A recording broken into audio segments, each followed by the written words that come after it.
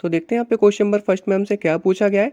Y does this civilization studied in this chapter have several names, discuss their significance. तो यहाँ पे हमने जितनी भी सिविलाइजेशन मतलब हमने यहाँ पे सभ्यता डिस्कस करी है, इनके यहाँ पे अलग अलग नाम क्यों है एंड उनका यहाँ पे क्या महत्व है, उनको हमें यहाँ पे बताना है। तो इसका आंसर कैसे लिखना है वो आपको यहाँ पे स्क्रीन में दिख रहा होगा।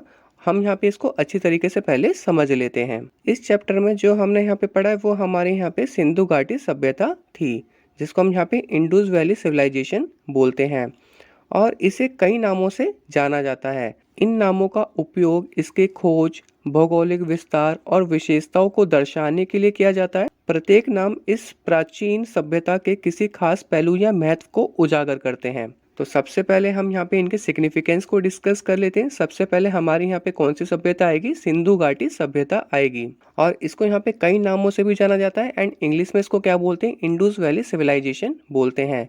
इसमें आप यहाँ पे 2 पॉइंट डिस्कस कर सकते हैं। ये नाम इसलिए दिया गया है क्योंकि ये सभ्यता मुख्य रूप से सिंधु नदी और उसकी सहायक नदियों के आसपास विकसित हुई थी। दूसरे में आप यहाँ पे लिख सकते हैं, यह इस क्षेत्र की भौगोलिक विशेषता पर जोर देता है जहाँ इसके प्रमुख शहर जैसे कि हमारे यहाँ पे हड़प्पा और मोहनजोदाड़ो स्थित थे। तो होप आपको समझ में आ गया होगा कि सिंधु घाटी सभ्यता मतलब यहाँ पे इंडस वैली सिविलाइजेशन में क्या लिखना है।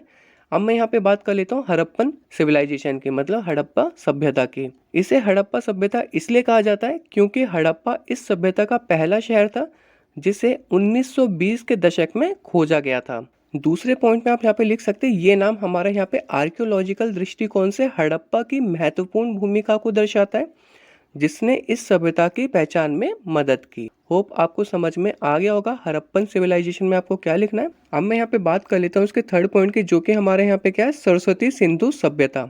इसमें भी हम यहाँ पे 2 पॉइंट डिस्कस करेंगे। कुछ शोधकर्ता का मानना है कि ये सभ्यता सिंधु घाटी के अलावा सरस्वती नदी के आसपास भी फैली हुई थी, जिसका उल्लेख भारतीय प्राचीन ग्रंथों में मिलता है जैसे कि हमारा ऋग्वेद हो गया। सेकंड में आप यहाँ पे लिख सकते हैं, ये नाम इसके व्यापक भौगोलिक विस्तार और वैदिक संस्कृति से संभावित जुड़ाव को दर्शाता है। तो यहाँ पे हमने 3 सिविलाइजेशन के बारे में डिस्कस करा है। पहला हमारा यहाँ पे सिंधु हो गया, दूसरा हमारा हड़प्पा हो गया, तीसरा हमारा यहाँ पे सरस्वती सिंधु हो गया। एंड इसके बारे में आपको यहाँ पे कैसे लिखना है वो आपको यहाँ पे स्क्रीन में पहले से ही दिख गया होगा। होप आपको इस क्वेश्चन का आंसर समझ में आ गया होगा। अब हम चलते हैं अपने नेक्स्ट क्वेश्चन की तरफ।